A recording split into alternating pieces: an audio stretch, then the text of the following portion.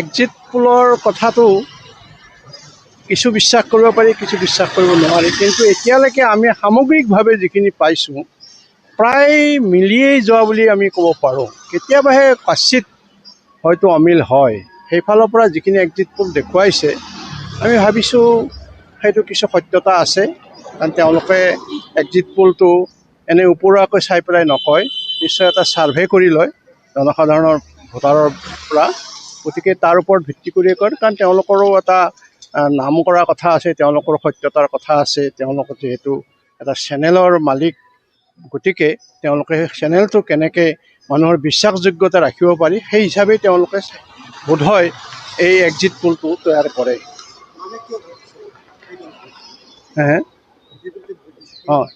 বিজেপিক ভোট দিছে বিশেষকৈ নৰেন্দ্ৰ মোদীৰ নেতৃত্বত, প্ৰধানমন্ত্ৰী নৰেন্দ্ৰ মোদীৰ নেতৃত্বত যিখিনি কৰ্ম আমি দেখিছোঁ আগবাঢ়ি গৈছে পূৰ্বৰ তুলনাত, সেইখিনি আচলতে অভূতপূৰ্ব বুলিয়ে ক'ব লাগিব। নোহোৱা কাম বহুত হৈছে, যিবিলাক আমি আশা কৰা নাছিলোঁ সেইবিলাক কামো বহুত হৈছে। আগতে আমি দেখিছিলোঁ যে কাম এটা আৰম্ভ কৰে কিন্তু শেষ কোনোদিনে নহয়। আমি তেনেকুৱা বহুত উদাহৰণ আছে।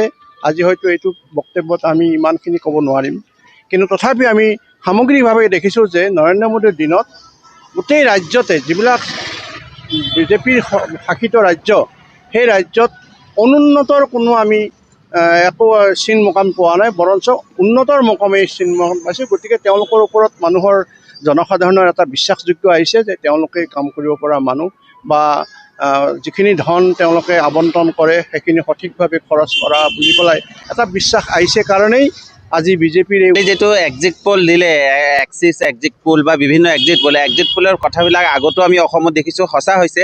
আৰু এক্সিট পোলতকৈ ভাবাতকৈ আমাৰ বেছি চিট হ'ব। আমাৰ হিমন্ত বিশ্ব শৰ্মা মাননীয় মুখ্যমন্ত্ৰীয়ে কৈছে যে 100 চিটৰ ওপৰতো হ'ব পাৰে। আৰু অসমত 4 তাৰিখে আমি এতিয়া মাথো আনুষ্ঠানিকতাটো বাকী আছে। গোটেই অসমৰ মানুহ, অসমৰ যে উন্নয়ন, যে হিমন্ত বিশ্ব শৰ্মা বলিষ্ঠ নেতৃত্ব, তেওঁ অসমৰ নহয় এতিয়া ভাৰতবৰ্ষৰ এখন শক্তিশালী নেতা হিচাপত পৰিগণিত হৈছে। অসমত আজি চাৰিওফালে উন্নয়ন হৈছে। আপুনি ৰাস্তাই ক'ব, দলঙে ক'ব, ছেমিকণ্ডাক্টৰে ক'ব, ইণ্ডাষ্ট্ৰিয়ে ক'ব, এয়াৰপৰ্টে ক'ব, কৈ শেষ কৰিব নোৱাৰি। মানুহে উন্নয়ন চাই, আজি উন্নয়নৰ পক্ষত মানুহ আছে। উন্নয়নৰ পক্ষত চাই ডক্টৰ হিমন্ত বিশ্ব শৰ্মাক চাই ভোট দিছে। অসমত চাৰিওফালে 4 তাৰিখে পদুম ফুলিব। আপোনালোকে চাই থাকক। আপোনালোকৰ চেনেলৰ থ্ৰুদি মই কৈ আছোঁ, আজি 4 তাৰিখে 12টাৰ ভিতৰতে অসমত চাৰিওফালে পদুম ফুলিব। আৰু ইতিমধ্যে যিবিলাক আলোচনা বিৰোধী, অসমত কোনো বিৰোধী বুলি কোনো কথা নাই। এই ইলেকশ্যনৰ কেইদিনে অলপ লম্প চলি আছে বিৰোধী 3 গগৈৰ। 4 তাৰিখৰ পিছত চাব এইবিলাক চব নাইকিয়া হৈ যাব। মানুহ উন্নয়নৰ কাৰণে দিছে। আৰু হিমন্ত বিশ্ব শৰ্মাৰ ফালে হিমন্ত বিশ্ব শৰ্মাই যি কথা কয় তাকে কৰি দেখায়।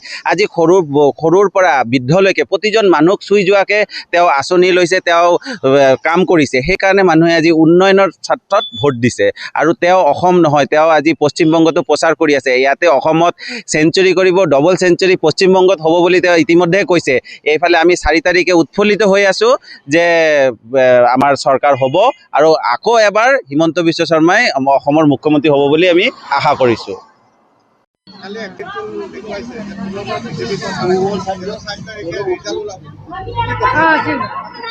देखिए, मेरे लिए तो मुझे बीजेपी सरकार ही चाहिए, क्योंकि उन्होंने बहुत कुछ किया है।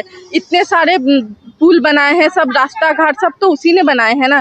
और हम लोग लड़कियों के लिए भी बहुत कुछ किए हैं। हम लड़कियों के लिए भी बहुत कुछ किए हैं। वो अनुराधा दे रहे हैं, हर चीज़ का सुविधा तो वो बीजेपी सरकार ही दे रहे हैं ना। इससे पहले क्या मिल रहा था महिलाओं को? कुछ नहीं मिल रहा था। जब से बीजेपी सरकार आए हैं तभी से हमारा सब कुछ।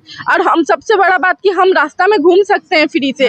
पहले वो फ्रीडम नहीं था, जो बीजेपी सरकार आने के बाद वो फ्रीडम हमें मिला है।